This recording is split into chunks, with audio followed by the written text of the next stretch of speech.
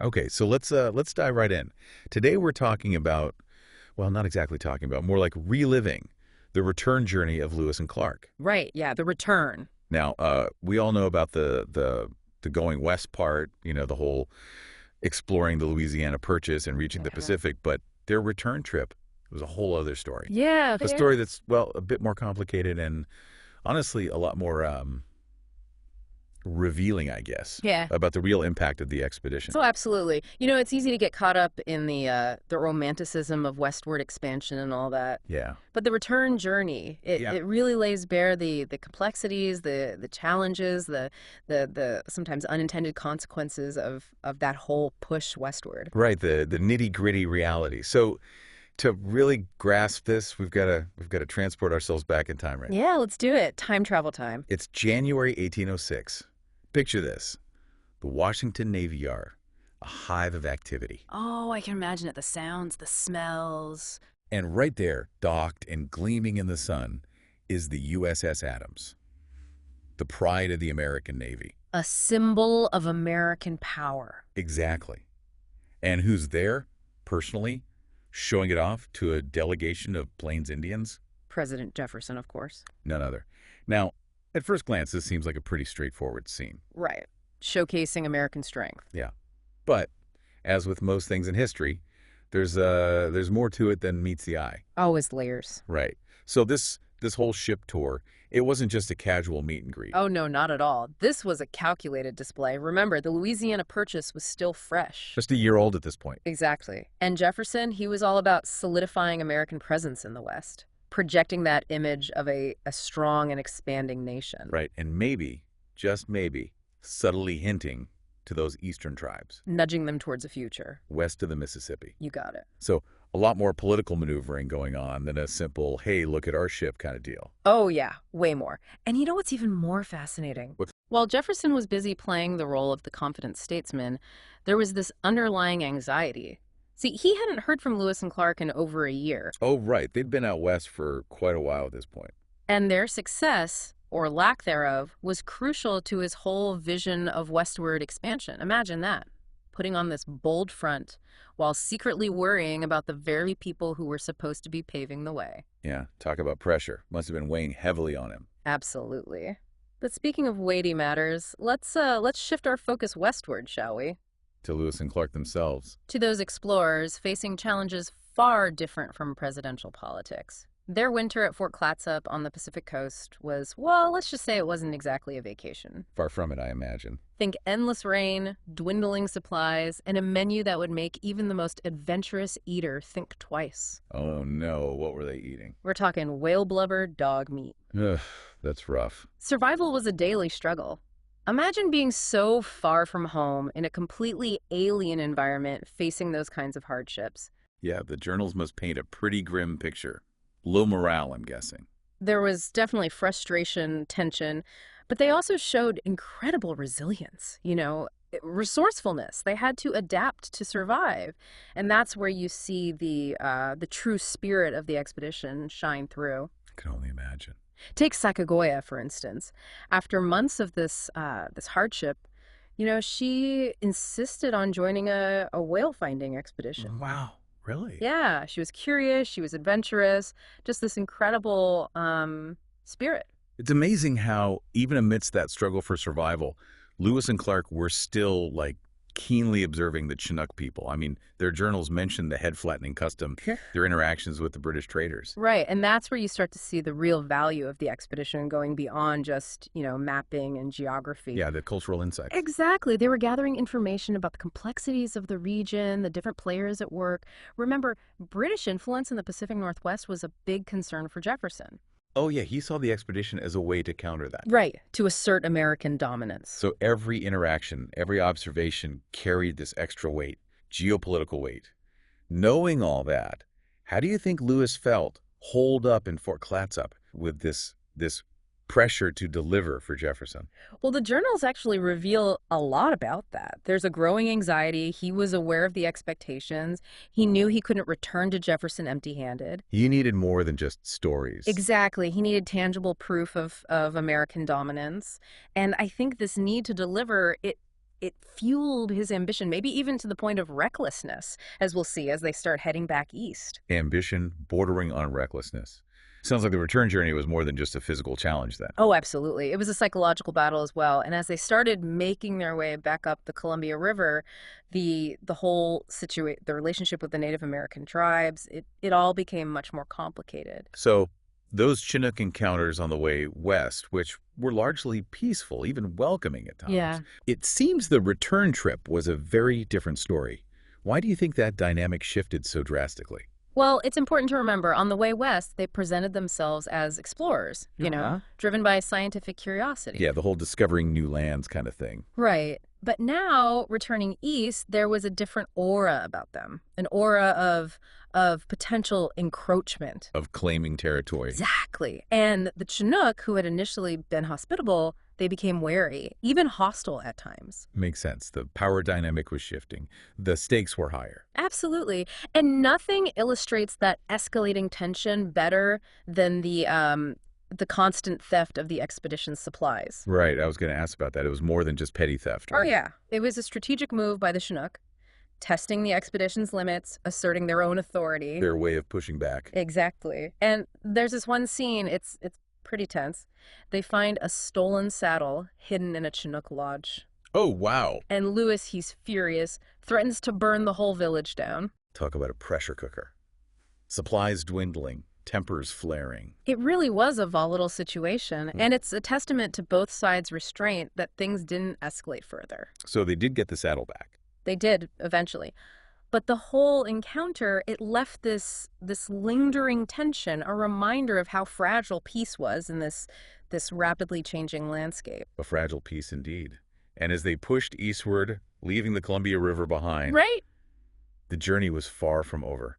Ahead of them, the Bitterroot Mountains. Oh, yeah, those A mountains. challenge that would test not only their strength, but also Lewis's, well, his decision-making abilities Ah, yes. And that's where Lewis's ambition, that drive we talked about, that need to prove himself to Jefferson, it starts to become a problem. He Huh. ignores the advice of the Nez Perce. who knew those mountains like the back of their hands. Exactly. And he pushes forward before the snow has melted. A classic case of overconfidence. You could say that. And as we'll see, Mother Nature was about to give them a very harsh lesson. A lesson in humility, perhaps. Perhaps, yeah, those bitter roots, they really showed them, didn't they? I mean, deep snow, slippery trails, supplies running low. Yeah, not exactly a walk in the park. And they had to backtrack, rethink their whole approach. A humbling experience, Especially for Lewis. I mean, we talked about his ambition, his need to impress Jefferson. So what happened? Did they ever get across those mountains? They did, but only after swallowing their pride and accepting help from the Nez Perce, the people who actually knew those mountains. Right, the ones they ignored initially. Exactly. A good reminder that sometimes expertise in one area doesn't translate to every situation. A valuable lesson. And after that setback, I mean, did Lewis's ambition finally cool down a bit?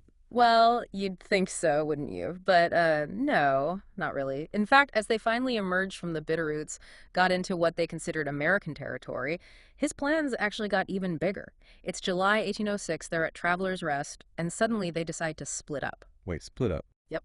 Divided their forces, sent smaller groups off in different directions, each with their own objectives. Seems like a risky move after all the trouble they'd already faced. Oh, it definitely was a gamble. A calculated one, sure. Driven by this desire to cover more ground, make more discoveries. And to achieve those political goals we talked about earlier. Right, that too. But splitting up also meant stretching their resources thin, making them more vulnerable. Remember, Jefferson's original instructions emphasized safety, preserving their findings above all else. Yeah, this seems kind of, well, contradictory to that. Yeah, a little bit. So tell me, what do you think? What were some of the objectives for these smaller groups? How'd those missions actually turn out?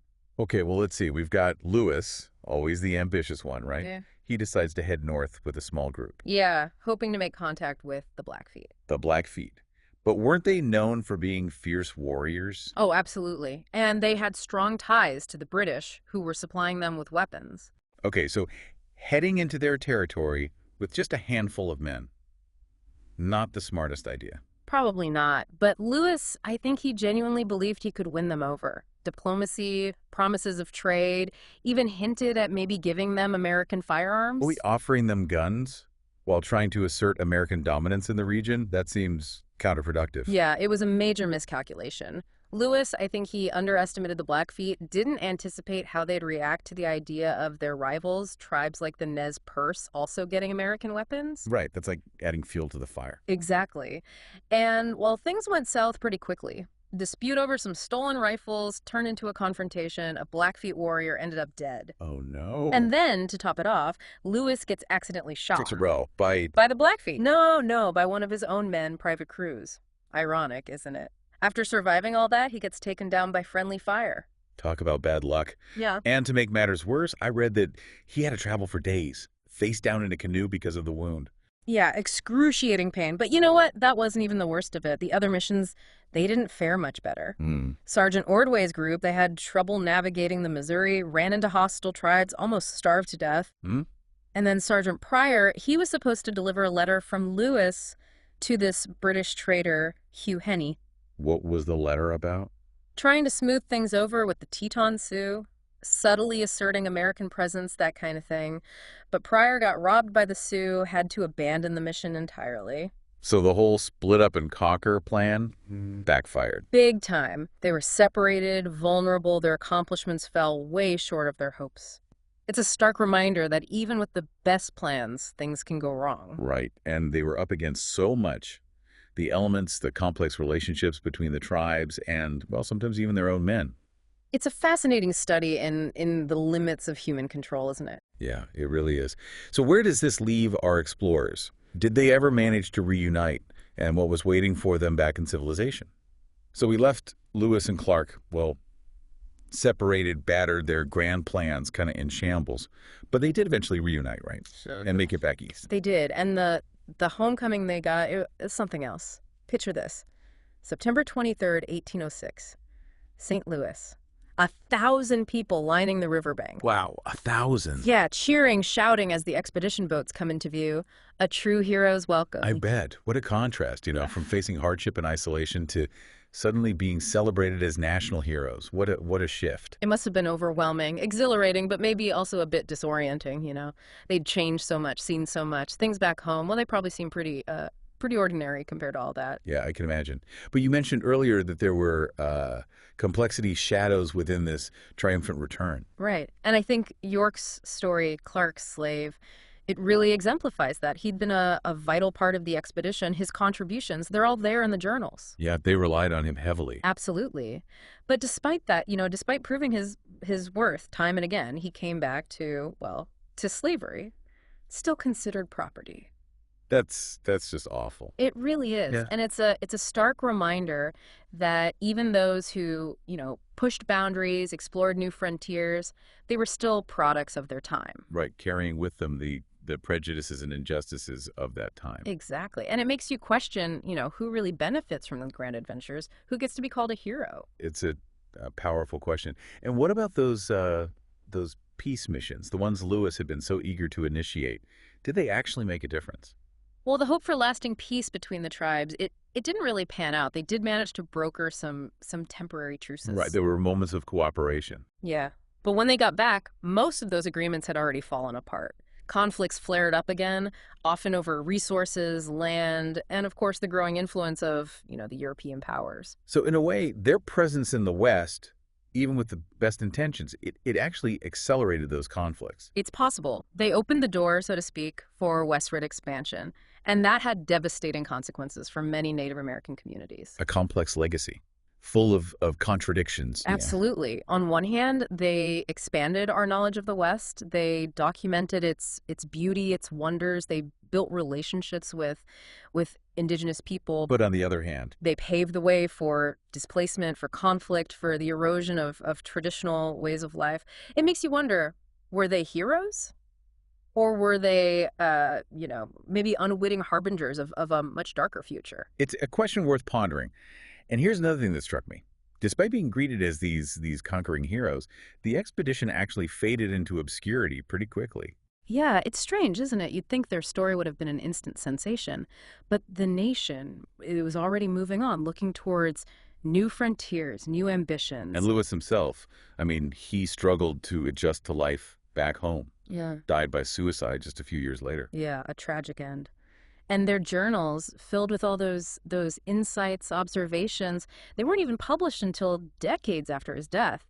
It wasn't until the 20th century that people really started to appreciate the full scope of what they accomplished. Why do you think that is? What sparked that renewed interest in Lewis and Clark, and why does their story still resonate with us today? I think it's because their journey, even with all its complexities and contradictions, it speaks to something universal, that human desire to explore, to push boundaries, to understand the unknown. It's a powerful theme for sure. And their story reminds us that even amidst hardship, uncertainty, there's a beauty in discovery, Mm. in connecting with other cultures, in challenging ourselves to grow. As we wrap up this deep dive, it's clear that Lewis and Clark's expedition, it wasn't just some adventure story. It's a it's a complex narrative woven into the very fabric of American history. It challenges us to examine our past, both the good and the bad, and to really think about the impact our actions have on the world around us. They were flawed individuals working within a flawed system. Yeah. But their story, it's a reminder that exploration, it goes beyond just mapping new lands. It's about understanding ourselves, our place in the world, and how our ambitions, our interactions with others, they can shape our collective destiny.